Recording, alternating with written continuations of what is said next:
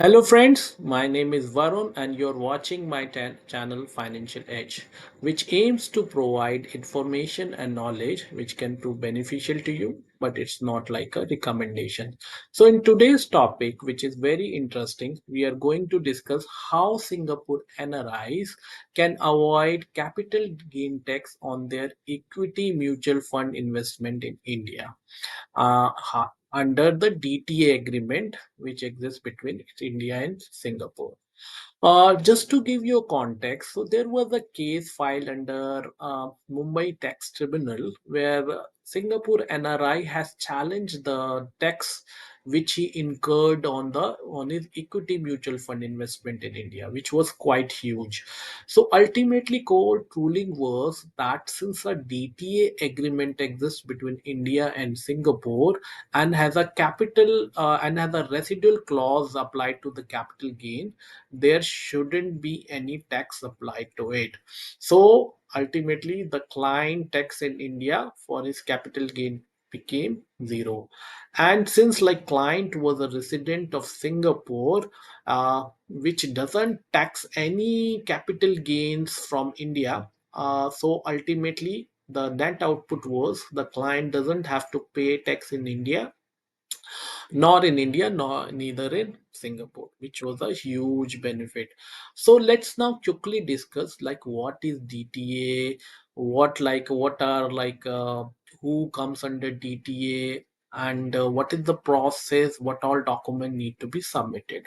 So what is DTA? So DTA as it stands for Double Taxation Avoidance Agreement. So basically it's an agreement between two countries so that if individual is taxed in one country, it shouldn't or he or she shouldn't get taxed in the other country.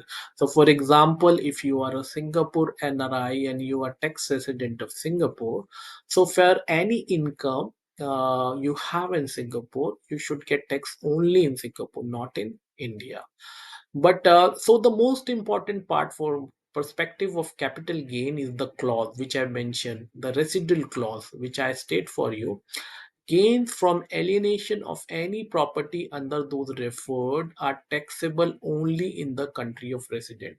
So there is a residual clause in detail mentioned under DTA, which is relevant here.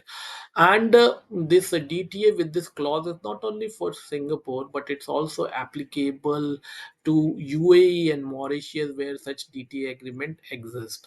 But since I'm a Singapore NRI, I'm discussing more in relevance, like this in context of Singapore tax resident, but its information is in general. Let's quickly understand who qualify for this exemption.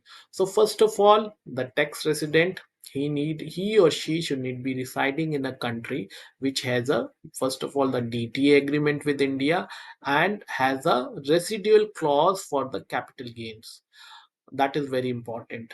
And the resident country, the tax resident country, shouldn't be putting any tax for any capital gain in India. So for is any mutual fund investment in India, the resident country should not be posing any tax. So that is important to avail the zero tax benefit. And then you have a set of documents which need to be submitted, which we'll discuss in the next slide. So now let's quickly understand what all documents we need. So first and foremost is the tax residency certificate that you can obtain from the IRAS. So I have provided the link that how to get this certificate. Next important is the form 10F, where you need to provide the details like of your the Singapore, like your Singapore NRIC ID, the tax ID, and your resident address, and all such other details need to be filled up. I provided a link on the second slide, the subsequent slide, at how you can obtain this form from the India Tax portal. Then you need an address proof, which you need to be self-certified, self-validated, and no, which can be a bank statement or which can be a utility bill. Then the PAN copy you need to submit, passport, and then the self-declaration, which you can state that you are. This self-declaration need to be given to the mutual fund house that you are holding a mutual funds with the given folio number, and you want to avail a DTA so that no TDS may be deducted for the next financial year. So this you can provide the self declaration to the mutual fund house. So now, as I mentioned, like the Form 10F can also be obtained from the India Income Tax Portal. So either you can request the mutual fund house, they can provide it to you, but otherwise you can also do it yourself by going to the India Income Tax Portal, and you fill up all the informations. I provide the steps, and then at the end you need to validate with your e-Aadhaar.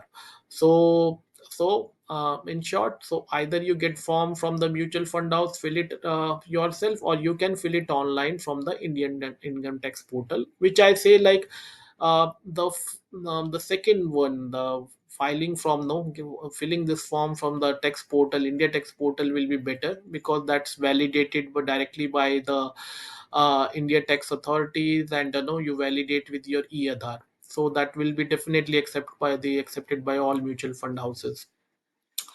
And then say for Singapore TRC, the link which I mentioned, you can know you can go to this link, and based on your residency, whether you are like a PR or a foreigner, you fill up the relevant form, and within like 7 to 8 days you get the certificate. There is no physical copy, but you will get notification in your IRAS. You can log in and see and download the form from there, and this you can then submit to the mutual fund.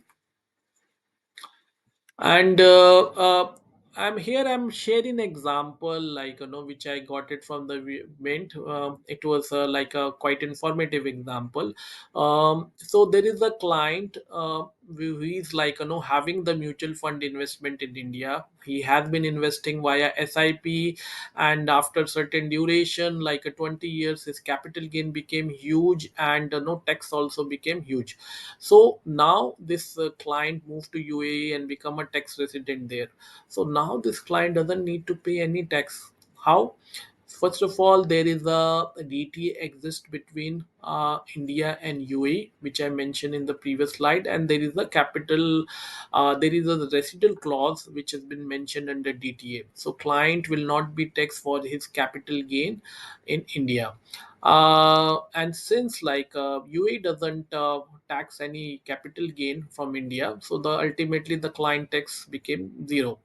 So this is example is in context of UAE, but the similar one thing apply for Singapore and Mauritius also. So it was a good example I thought to share with you. Now the document submission, so which may be a bit tedious process. This I'm talking more for the direct mutual funds. So you have to like submit this each set of document to the individual mutual fund houses. So for example, in my case, I when I went to my planned India visit, I went to the mutual fund houses on MG Road in Bangalore, and submitted the documents. So all these fund houses were there within 1 kilometer proximity. So it took a couple of hours, but it was worth. And I will suggest like maybe for the first time you can submit this document physically, because then you get an opportunity that the mutual fund house may validates the document there and there itself, and if there is a mistake or any additional document need to be submitted, that can be done that time itself and can save your time. um Another point to note is like for Kotak mutual fund house, I need not submit the document, they accepted it online, which was very efficient, and I hope that other mutual fund also follow the similar process and accept document online. um what else? So some side notes. This process need to be repeated every year because your tax residency status may change everywhere, so you have to every year you have to submit this document, and to the mutual fund house. And if you have already like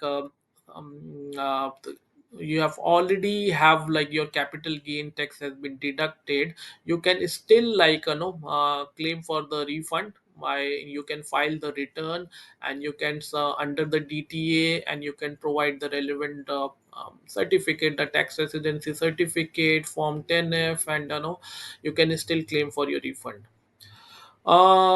So that's it, friends. So I hope you like this video and it may prove helpful and beneficial to you. If you like this video, please share with your friends. Please do provide comments if you have any queries also. And thanks for watching it. Thank you.